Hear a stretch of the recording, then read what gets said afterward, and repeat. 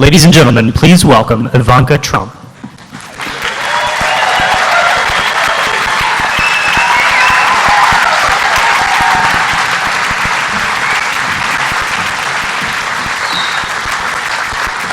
Good evening, everyone.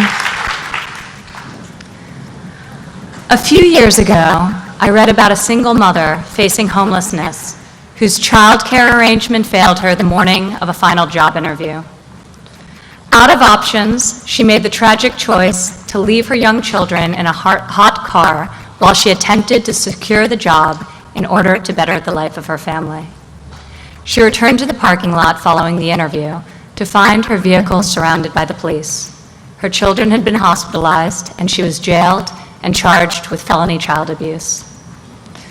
As I have traveled around the country with my father, stories about the hardships caused by our existing childcare system, one that is too expensive, too outdated, and too inaccessible, come up time and time again. Just last week, I spoke with a military spouse who recounted the vicious cycle responsible for holding so many American families back economically. She relayed to me the frustration I've heard all too often of not being able to work and bring home a second income because she can't afford quality and reliable childcare. Stories like these go straight to my heart, and they've steeled my belief that there has to be a better way. I have 3 young children myself, and I'm grateful daily for the means to pursue 2 of my dreams, being a mother and investing in a career that fulfills me.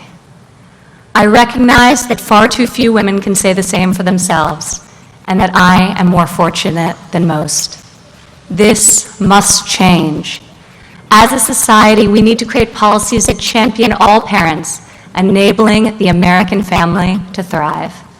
My dad agrees, and he's in a very unique position to do something about this problem and the numerous other problems facing tens of millions of parents and caregivers across our country. Today, child care is the single greatest expense for many American families, even exceeding the cost of housing in much of the country. It's depleting the hard-earned savings of men and women across our nation, and it's at the root of wage inequality by disproportionately affecting women. The federal policies that are in place to benefit families were written more than 65 years ago to serve a primarily male workforce that no longer exists. Dual-income families were not the norm in 1949 when the current tax code provisions regarding families were established. Today, however, women represent 47% of the U.S. labor force, and in almost 2/3 of married couples, both spouses work outside of the home. 70% of mothers with children at home also work in a professional capacity, and 64% of these moms have kids age 6 and under. The number of households led by single mothers has doubled in the last 30 years. And approximately 2/3 of these women work in low-wage jobs that offer neither flexibility nor benefits. My father has created a plan that is designed to bring relief and to provide working parents with options so that they can make the decisions that are in the best interest of their families. Safe, affordable, high-quality childcare should not be the luxury of a fortunate few. Historically, this has not been an area that has received nearly as much attention in the policy world as it deserves. While there are systems in place for older children, hardly any intellectual energy has been devoted to addressing the needs of families with children from birth to 4 years old. In particular, little focus has been put on determining how best to alleviate the enormous financial burdens childcare places on low-income and middle-income families. At the same time, the United States is the only industrialized nation in the world that does not provide new mothers with paid maternity leave. My father's policy will give paid leave to mothers whose employers are among the almost 90% of U.S. businesses that currently do not offer this benefit. This is a reform that is of critical value and long overdue. My father's plan also recognizes and supports the many women who may not be mothers, but who have left paying jobs to provide care for elderly dependents. This is another example of people who have been routinely ignored by federal policies.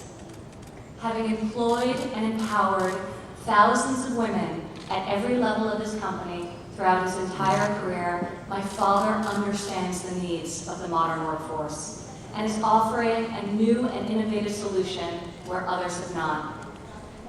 My father's plan also acknowledges the vital contribution of stay-at-home moms and parents, fathers and mothers, who will ensure that they too will receive these new tax benefits. Raising children full-time is one of the hardest jobs anyone can do, and it's essential that our policies recognize and honor that reality. As an employer, a mother, and a woman who works, both inside and outside the home, these are topics I consider of critical importance. The policy my father is about to outline is one that I am proud to have helped conceptualize, and ensuring its enactment will be one of my top priorities when he's elected come November.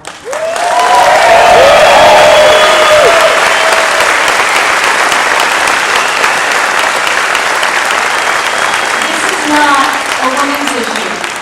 It's a family issue. It's an American issue.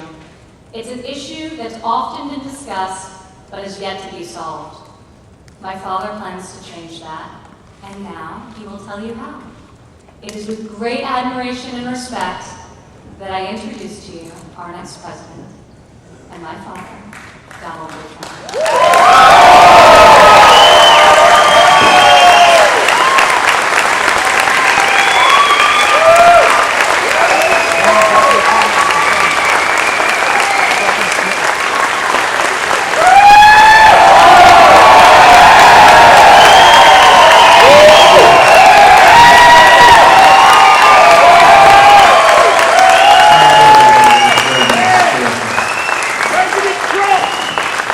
Thank you very much, and I want to applaud my daughter Ivanka for her work and leadership on this issue. She has been working so very well. Ivanka has been deeply invested in this since long before the campaign began, I can tell you that. And I'm very grateful to her for her work, her efforts, and this proposal, which we're going to be outlining right away.